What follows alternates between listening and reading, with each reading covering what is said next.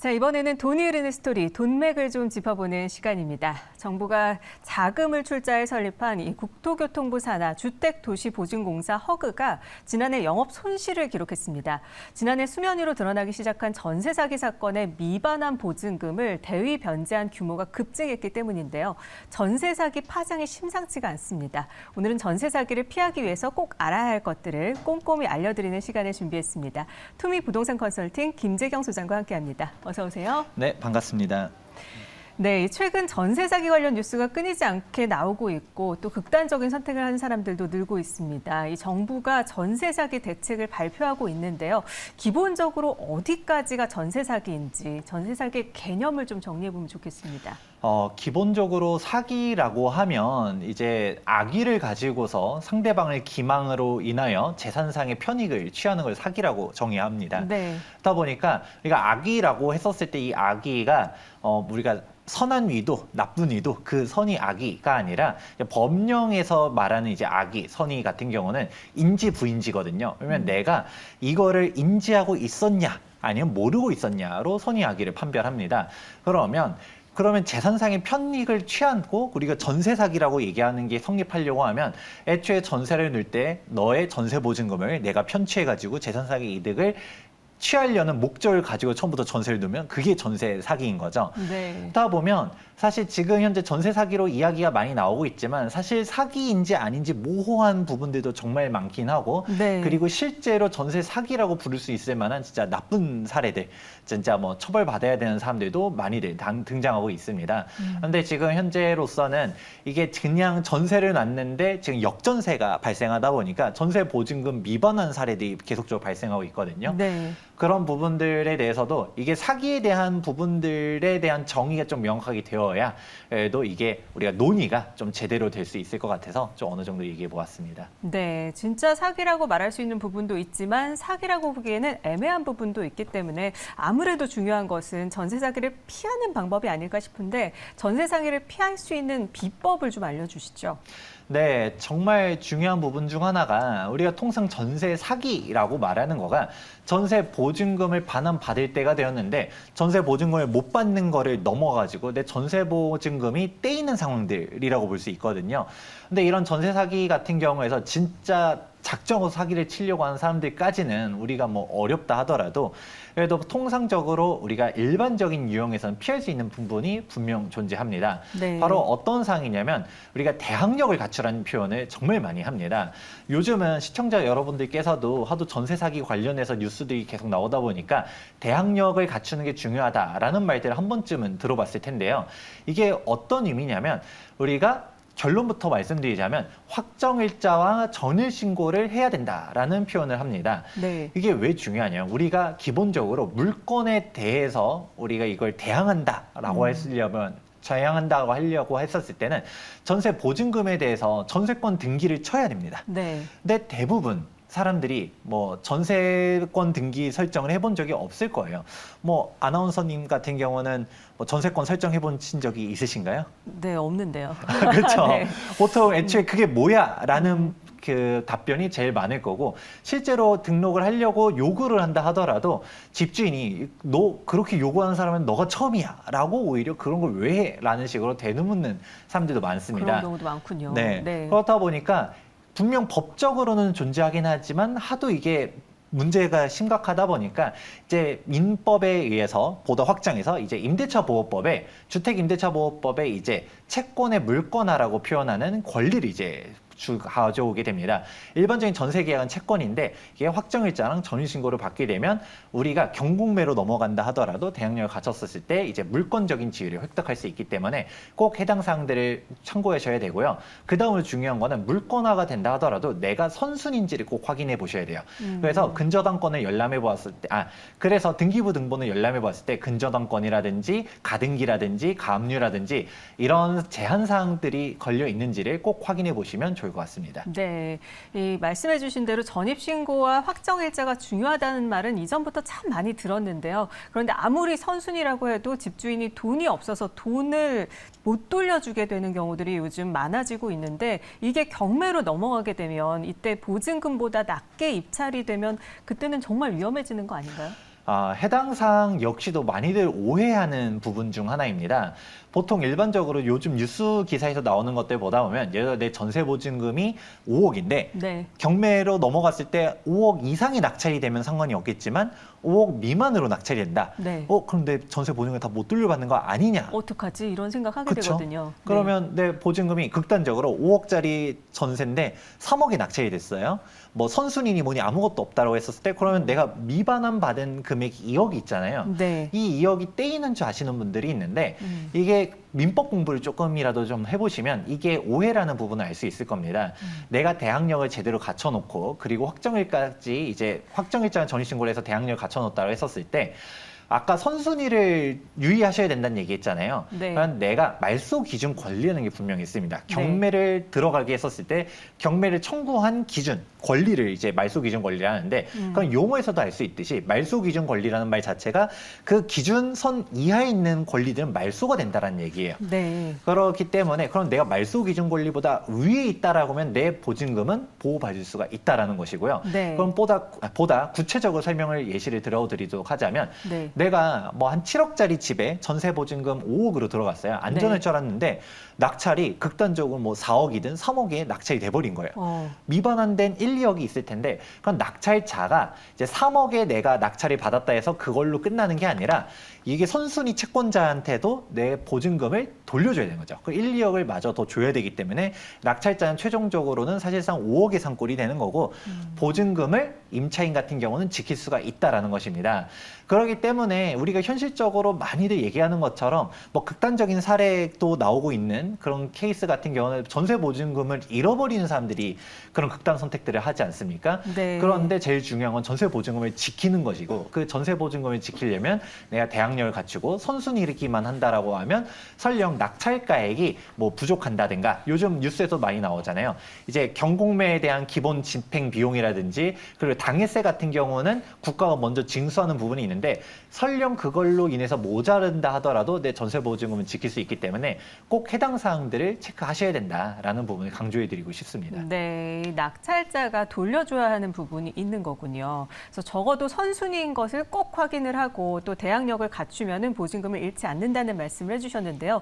그래도 요즘 심심찮게 역전세 이야기가 나오고 있습니다. 이 보증금을 제때 못 받을 수 있는 리스크가 있을 수 있는데 여기에 대해서는 어떻게 해야 될까요? 네, 제가 이제 경매로 넘어간다라고 했었을 때 보증금을 떼이지는 않는다. 즉 신규 낙찰자가 내 보증금을 돌려줘야지만 나는 퇴거할 수 있는 그런 이제 퇴거를 갖다가 낙찰자가 요구할 때 나는 전세 보증을 마저 받아야지 퇴거할 거다. 주셔야 나갑니다. 이럴 수 그렇게 있는 거잖아요. 주장할 네. 수가 있다라는 것인데 네. 문제는 여기까지는 법률적인 사항이지만 현실적으로 보증금을 잃지는 않는다라고는 해도 내가 나가고 싶을 때 나갈 수 없는 그런 리스크는 존재할 수는 있습니다. 네. 예를 들어서 내가 전세를 살고 있다 했었을 때 예를 들어 청약이 당첨된다든가 아니면 지금 집값이 많이 조정됐었을 때 더 떨어진다고 생각하는 사람들도 있겠지만 지금 사야겠다라고서 행동하는 사람들도 있잖아요. 그렇죠. 예를 들어서 지금 사야겠다 했더니 전세 보증금을 못 돌려받아서 못 산다. 이렇게 돼버리면 나로서는 그 부분도 기회비용의 상실이기 때문에 네. 정말 억울할 수 있을 것 같은데 이럴 때는 이제 어떤 식으로 행동해야 되느냐. 네. 가장 첫 번째 방법 같은 경우는 이제 임차권 등기 명령을 치는 방법이 있습니다. 네. 내가 대항력을 제대로 갖춰놨는데 이제 만기가 도래했음에도 불구하고 집주인이 전세 보증금을 안 돌려준다라고 하면 내가 법적인 청구 절차에 따라 가지고 전세 만기가 된 전세 계약서를 가지고서 이제 법원에다가 임차권 등기 명령 제도를 활용할 수가 있어요. 그러면 네. 법정 이율 4.6%를 청구할 수가 있죠. 그러면 애초에 그거를 4.6%를 받는 거를 떠나서도 애초에 임차권 등기 명령을 칠 거다라고 집주인한테 얘기하게 되면 집주인 입장에서는 세입자가 뭘 좀 아는구나. 그러면 또 알아보다 보니까 전세 보증금 만기 때 안 돌려주면 진짜 이자를 내가 물 수 있다라는 사항을 알고 있다 보니까 그럼 어떻게든 전세를 싸게라도 맞추든가 돈을 구해가지고 이제 원래 세입자한테 돈을 돌려주게 됩니다. 네. 근데 보통 그런 사항들을 활용해 볼 수도 있지만 근데 집주인이 진짜 돈이 없다든가 아니면 좀 악질이에요. 나 네. 뭐 어떻게 안 돼. 라고 했을 때도 경매로 넘어가는 것까지는 기다리기가 좀 싫다라고 하게 되면 전세보증보험 제도를 활용해 보시는 것도 방법입니다. 네. 이제 허그라든가 SGI라든가 우리 이런 보증보험 재단을 통해 가지고 보험을 가입했다라고 하면 보증료가 나가는 부분은 물론 존재하긴 하겠지만 그만큼 내가 리스크 테이킹을 할 수가 있거든요. 만기 때 집주인이 안 돌려준다라고 하면 보증재단에서 먼저 보증금을 받고 난 퇴거를 하고 네. 그리고 미반환 채권 같은 경우는 보증보험에서 이제 원래 임대인한테 이제 대위 변제를 통해 가지고 보증금을 회수하는 그런 구조를 활용할 수 있기 때문에 전세보증보험을 꼭 확인해 봐라라는 얘기하고요. 그 다음으로 조금 이 부분은 좀 현실적인 사항이긴 한데 이런 사항들을 떠나서도 나는 이런 위험한 집을 애초에 들어가고 싶지 않다라고 하면 꼭 확인해 보셔야 되는 게 주변 전세 시세를 확인해 보셔야 됩니다. 네. 왜냐하면 보통 지금 역전세 문제가 터지고 하는 부분들이 통상적인 전세 금액보다 비싼 전세 금액으로 들어갔을 때 문제가 생기거든요. 그렇기 때문에 이 전세 보증 보험이고 이런 부분들 다 떠난다 하더라도 애초에 시세보다 과도한 전세 시세는 아닌가. 네. 특히 아파트와 다르게 빌라 같은 경우는 이 시세가 정형화돼 있지 않거든요. 네. 그렇기 때문에 뭐 연차도 다르고 그리고 입지도 다르고 평수도 다르고 하다 보니까 그냥 보통 부르는 게 시세인 경우들이 많습니다. 네. 하지만 내가 조금 불편하더라도 공부를 좀 발품을 해서 좀 팔아가지고 시세보다 여기 비싸지 그쵸. 않은지 확인하는 거. 네. 구축은 얼마고 이런 부분을 꼭 확인해 보셔야 되고 네. 특히 주의하셔야 되는 게 신축 빌라 전세 들어가는 거는 조금 지양하실 필요가 있습니다. 왜요? 이제 신축 빌라가 다 문제라고 제가 예단하지는 않겠는데 네. 많은 부분들이 신축 빌라의 사기가 많이 터집니다. 신축 빌라를 분양하는 사람들 입장에서는 분양 가격을 최대한 높게 받고 싶어 하는데 아파트 같은 경우는 분양 보증 심사도 받아야 되고 어느 정도 분양가 통제를 받습니다. 근데 빌라는 그런 게 없다 보니까 내가 부르는 게 가격이다 보고 그러면 최대한의 이득을 받기 위해서는 빌라 분양가를 비싸게 팔아야겠죠.